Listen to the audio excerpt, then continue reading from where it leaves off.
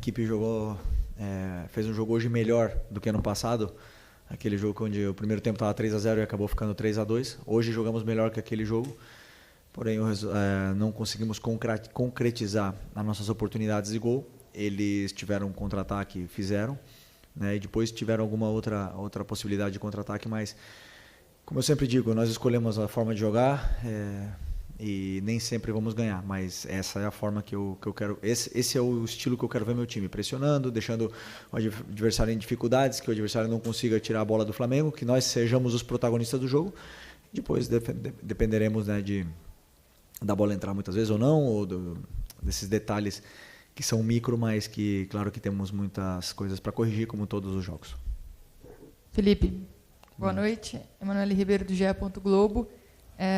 Como você disse, o Flamengo dominou, criou mais chances, poderia ter saído com a vitória hoje aqui, mas também do outro lado tinha um adversário que montou uma estratégia que foi para buscar esse ponto também. O Inter tirou o Flamengo do conforto ali, claro que em alguns momentos no primeiro tempo, principalmente com a marcação, né? E a gente viu, Felipe, o Flamengo sentindo a falta desse jogador de criação no meio campo. O Arrascaeta, como você disse, o Flamengo lesionado, o Gerson também não pôde vir para o jogo hoje, que é um jogador que poderia dar mais força física para o Flamengo ali pelo lado. Sem o Arrascaeta, o Alcaraz emprestado, como que o Flamengo vai buscar uma solução para essa criação ali no meio de campo? O que você acha que dá para fazer no elenco? Hoje você foi com 4 atacantes para o jogo, mas o que você acha que dá para fazer com esse elenco nessa questão do meio campo ali? Estou bem servido. Tinha inúmeras possibilidades para começar o jogo. É verdade que a data FIFA é complicada, porque os jogadores chegam, por exemplo, o exemplo do Plata chegou com 2 jogos 90 minutos e com duas viagens de 7 ou 8 horas, né? Então, chegou sem condição de jogo. Gerson, Arrascaeta, todos esses. Mas quando falta um jogador, a gente sente falta. Claro que sente falta. Sentimos falta do Vinha, sentimos falta do Pedro, sentimos falta de todos os jogadores, porque o grupo todo disponível é mais forte. Quando falta uma peça, é uma peça a menos que nós temos para poder vencer. Mas os jogadores que entraram em campo, eu estava com plena convicção de que iam fazer um grande jogo, que iam fazer tudo o que o treinador pedisse para eles, e eles fizeram. É verdade que não tinham jogado juntos ainda, e alguns até em funções um pouco diferentes, mas que fizeram perfeitamente. E você bem disse, diante de um grande adversário, que não veio para empatar. O Inter veio para vencer o jogo. E veio para tentar tirar a bola do Flamengo e ser protagonista, e sair jogando, mas não conseguiram. E a gente conseguiu colocar o Inter defendendo em bloco baixo, na área deles, e ter que se fechar. Isso é mérito do jogo de hoje, desses jogadores. Tivemos a chance de fazer, não fizemos, porém, o futebol é assim mesmo. E sobre a criação, como eu falei, tem outras formas de conseguir fazer o time ter essa criação. Aliás, hoje não foi um problema, porque criamos chances de gol. Felipe, Raíza Simplício aqui da Gol Brasil e da revista Placar. Você falou sobre o Flamengo ter criado, realmente criou várias oportunidades hoje, acabou não conseguindo fazer os gols. Você citou também algumas coisas que tem que melhorar e etc. Essa questão da pontaria seria algo que o Flamengo precisa melhorar? Durante o Campeonato Carioca também o Flamengo teve muito volume de jogo e em alguns jogos, né, não conseguiu converter. E rapidinho, Rodrigo, não me mata, mas é só para entender se você conta com o Pedro já nesse mês de abril, no final do mês, por exemplo, como é que está essa situação? Que dia é hoje? Março ou abril? Nós estamos... 29 de março. 29 de março? Não, sim. Pedro, contamos com o Pedro em abril. Se nada acontecer fora do previsto, né, porque ele está na fase aí final da recuperação dele, esperamos ter o Pedro em campo ainda em abril. E sobre a pontaria, assim, obviamente que os atacantes vivem de números de gols e durante a temporada passam por altos e baixos, né, nesse quesito tá fino na frente do goleiro, tá frio e tá mais gelado, né? Esses atacantes precisam desses gols para se soltar e poder criar. Então vão ter dias que assim a bola não vai entrar, como foi hoje, que o Juninho teve 2 ou 3 chances, O Wallace também teve duas chances, se eu não me engano. Não lembro se o Bruno teve alguma, mas eles vão ter chances e vão ter dias que eles vão converter até as mais difíceis e vão ter dias que as fáceis não vão entrar. Isso é totalmente do futebol. E claro que depois os números, cada atacante tem o seu. Tem atacante que acaba o ano com 50 gols e tem atacante que acaba o ano com 12, ou com 10 ou com 5. Então isso é muito natural dos jogadores de frente, e o que eu como treinador posso fazer é, como eu sempre falo, levar eles até essa zona, tentar com que eles tenham essas oportunidades de gol e convertam, né? E dar treino para eles e soluções para eles poderem melhorar a pontaria, mas não me preocupa. Felipe, boa noite. Natália, Rádio Roquete Pinto e também Damas do Esporte. A gente viu o Wallace Ian entrando, né, no segundo tempo, dando muita movimentação de jogo, né? Ele teve ali oportunidades até mesmo de ampliar o placar. Ele é um jogador jovem que veio da base, você vem utilizando ele, acabou sendo o artilheiro do Flamengo no Campeonato Carioca. Eu queria saber como você enxerga o potencial dele, o futuro dele dentro dessa temporada. O Wallace é um jogador que tem muita ambição, tem muita vontade de vencer, e quando ele entra no campo a gente nota isso, né? Ele faz até mais do que às vezes a gente pede. Conheço muito bem ele, vem melhorando muito, vem treinando muito bem, e me dá confiança nos treinos de que eu posso contar com ele. E hoje demonstrou isso, que ele é um jogador importante no plantel, né? Aqui mais uma peça de ataque que nós temos e que o Flamengo fabricou. Então conto com ele, é um jogador importante para mim. E se não tiver minutos aqui, vai ter minutos no sub-20, porque ele precisa continuar se desenvolvendo, mas, por exemplo, quando na falta dos atacantes, é um jogador confiável e perigoso na parte ofensiva. Boa noite, Felipe. Alano Fonseca, da Mosaico. Então, hoje você enfrentou um adversário que ele utilizou uma linha de 5 muito bem montada. E, como você falou, veio para ganhar, acabou levando empate. E eu queria também entender se a substituição que você colocou, Cebolinha em Plata, foi realmente com o intuito de abrir mais o campo e buscar o resultado. Desculpa, hoje eu estou com a garganta. A primeira pergunta foi? Porque o Inter estava usando a linha de 5. Sim. Então, o Inter não joga com linha de 5, né? Mas hoje jogaram com linha de 5. E às vezes o treinador não prevê, não espera essas mudanças, né? Mas com as peças que a gente tinha no campo, conseguimos nos readaptarmos rápido e tentar fazer essas chances para poder vencer o jogo. E o Inter fez isso ano passado aqui no jogo. O Fernando ele tem esse costume de entrar na linha para defender com a linha de 5, e no segundo tempo ele ficou, do ano passado, tá? Ele ficou já desde o começo do segundo tempo nessa linha de 5 para parar esse nosso ataque. Uma escolha do treinador adversário, nosso time se adaptou rápido e bem sobre essa situação, e fomos dominantes, né, dominadores do jogo, mas não posso estar aqui falando, né, porque não ganhamos o jogo, mas eu não analiso o resultado, eu analiso o que eu vi no campo. E o o campo me diz é que dominamos o encontro, infelizmente não conseguimos o resultado. E desculpa a outra. Não, então tentei colocar jogadores que também estão muito bem, estão treinando com o Cebolinha treinou a semana inteira, treinou bem. E o Michael, como eu estava pedindo para ele jogar por dentro, e aí eu imaginei que já estava também cansado, está voltando de lesão. Uma lesão grande, quis também dar esses minutos para ele, e acreditava que a entrada do Cebolinha ia potencializar mais o nosso ataque, e entrou bem. E o Plata, como eu falei, chegou exausto da viagem, não tinha condição de jogo, né? Foi recomendado que ele não jogasse.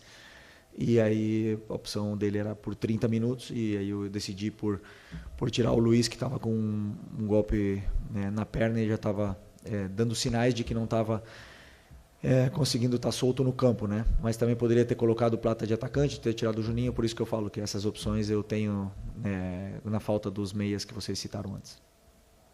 Mas o intuito foi, claro, foi vencer o jogo. Até a última substituição do Ayrton, e deixando o Alex de zagueiro, foi pensando em poder atacar pela lateral. Felipe, você me deu um gancho para a pergunta que eu ia fazer em relação ao Alexandro. Renato Gaúcho costumava brincar com o Soares, que ele passava o DVD, né, para o Soares, para aprender com ele sobre essa função de atacante. Eu estou numa brincadeira. Você meio que tentou replicar o que você fazia com o Alexandro hoje, nessa mudança, nesse ajuste para o segundo tempo, de trabalhar um pouco mais por dentro. Como é que você está imaginando essa dinâmica dele, principalmente nesse jogo de hoje, né? Talvez a impressão que ele tenha atuado um pouco mais centralizado, fazendo esse meio campo. Se você tem também um prognóstico em relação ao Léo Pereira. Não, eu não posso dar meu DVD para o Alexandre, porque o DVD dele é bom, hein? Não tenho muito para ensinar ali, porque é um jogador dos grandes. É um jogador dos grandes. E não é que eu coloquei ele por dentro. Eu tenho dinâmicas de ataque e faço esses automatismos onde eles têm que ocupar as posições, né? E o Alex, ele ocupa muitas vezes a posição por dentro, mas basicamente era para ele estar aberto, só que eles se entendem bem e acabam trocando as posições em alguns momentos, e ele acaba participando do jogo por dentro porque ele também tem qualidade para fazer e faz muito bem. Então, esse foi o pensamento. E o Léo Pereira, não sei, é um golpe muito forte no joelho, está com dor e não conseguiu acabar o jogo, e espero que não seja nada grave, porque Léo, altíssimo nível. Felipe, boa noite. Boa noite. Essa semana a gente teve o Dorival sendo demitido na seleção e o seu nome foi muito citado na imprensa como possível substituto do Dorival na seleção brasileira. A gente sabe que a sua cabeça está aqui, o foco está aqui, mas não tem como a gente não perguntar. Até o presidente BAP falou que se fosse meu filho, eu falaria para o Felipe que não é o momento. Eu queria saber a sua opinião, como é que foi ter que lidar com isso essa semana, acompanhar essas notícias, como é que você está acompanhando tudo isso? Como é que, a gente sabe que você está focado aqui, mas comentar como é que foi a sua semana. Não, minha semana foi Inter, totalmente estudando e analisando e trabalhando e treinando sobre o Internacional de Porto Alegre. E assisti o jogo da seleção, fiquei muito triste pelo Dorival, porque é um grande amigo, tenho um carinho muito grande, um respeito muito grande por ele, porque ele me ajudou muito. O Dorival me ajudou muito, desejo muita sorte, sucesso, e não tenho dúvida que em breve nos estaremos enfrentando aí nos campos. E você mesmo respondeu a pergunta, o que é a realidade? A realidade é a minha semana de trabalho contra o Internacional. E vocês me conhecem, eu tenho um contrato com o Flamengo. Não tenho mais agora. A única coisa que eu penso é na Libertadores, Táchira. É a única coisa que passa na minha cabeça, mais nada. Boa noite, Felipe. Léo José do Coluna do Fla. Já aproveitando o final da resposta sobre o Táchira, esse primeiro jogo do Brasileirão contra o Internacional já se mostrou um nível de competitividade um pouco diferente do que a gente viu no Campeonato Carioca. E agora a gente vai ter um Flamengo e Táchira na quinta-feira. Esse jogo contra o Inter, ele já deu para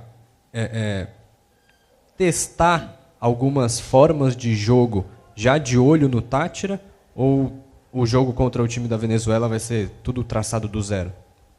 Eu nem sei como eles jogam. Nem sei que sistema eles jogam. Nem conheço nem os nomes dos jogadores ainda do Táchira. Essa semana amanhã de manhã eu vou começar a estudar eles.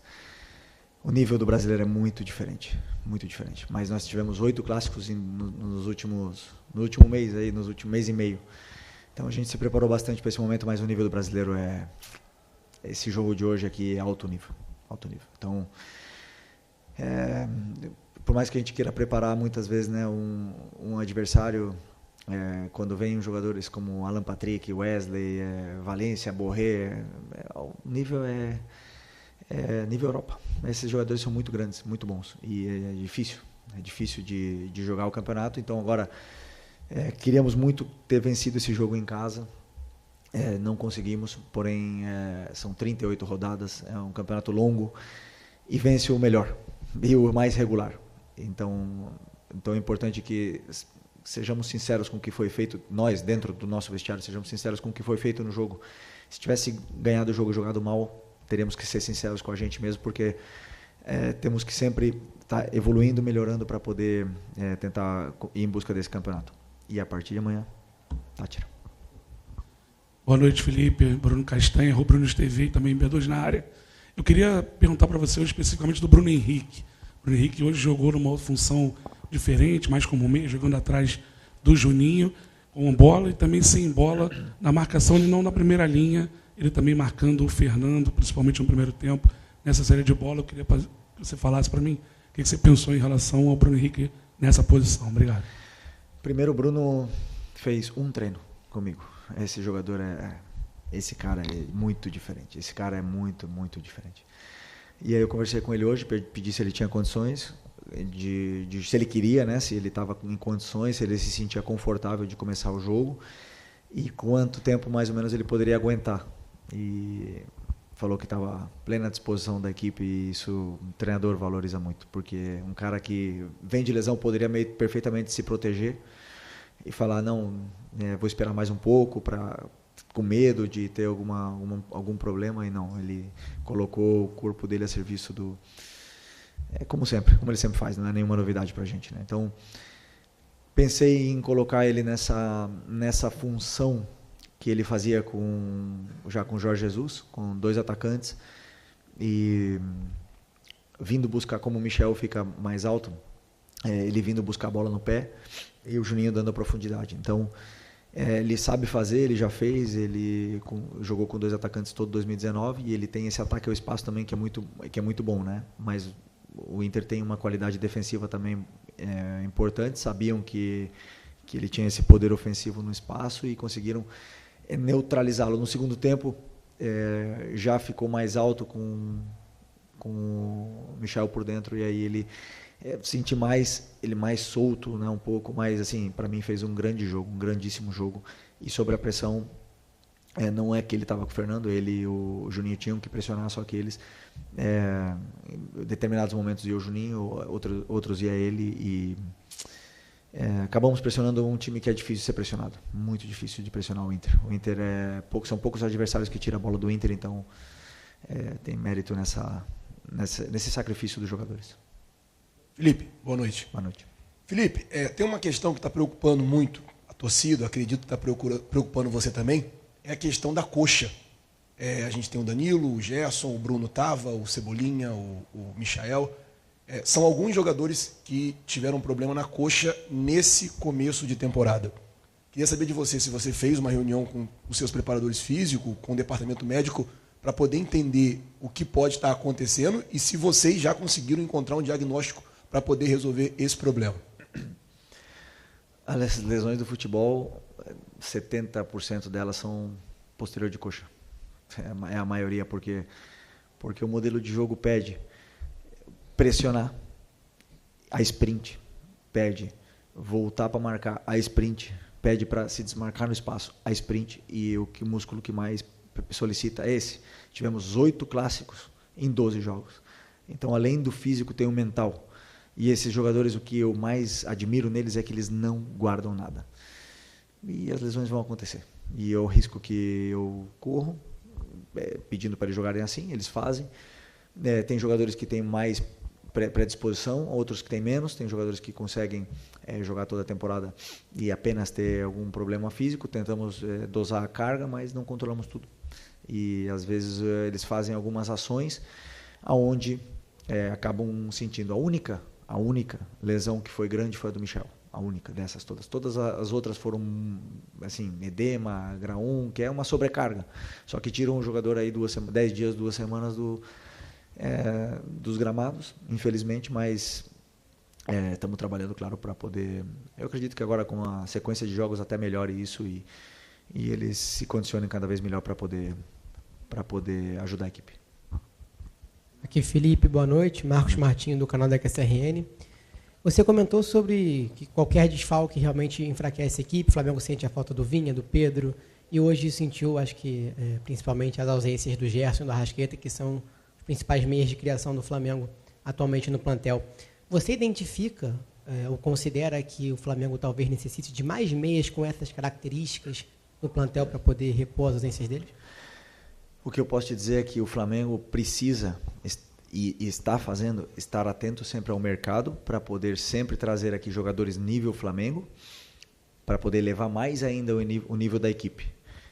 Não só estamos olhando meias, nós estamos olhando volantes, zagueiro, laterais, meias, atacantes, pontas em todas as posições para poder sempre elevar o nível da equipe. E posso te garantir que estão trabalhando muito bem, né? Muitas horas. Mas, como eu falei para vocês também, que dentro desse próprio elenco estamos bem servidos. Felipe, Fábio Barcelos, Família da Nação, boa noite.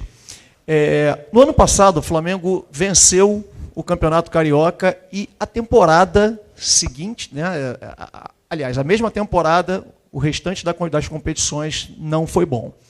De que maneira você vai trabalhar a mente, o mental desses jogadores para dizer para eles o que você dizia durante o Campeonato Carioca, que a temporada começa nesse momento, agora, que o Campeonato Carioca foi só uma pré-temporada? Ano passado ganhamos o Carioca e não ganharam, né, o Brasileiro, ganhamos a Copa do Brasil.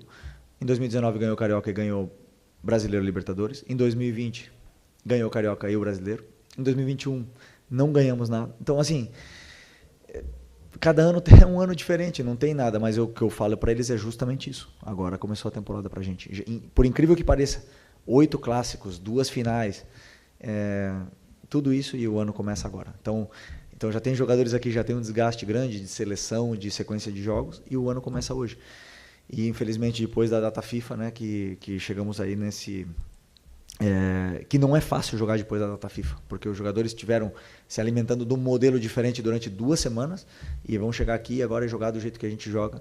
Não é nada fácil. Então tem muita coisa boa, e o que eu mais sinto é essa ambição que os jogadores têm de conquistar esse campeonato. E isso o treinador percebe, eu sinto no dia a dia, na maneira deles trabalharem, então por isso que o ambiente está tão bom.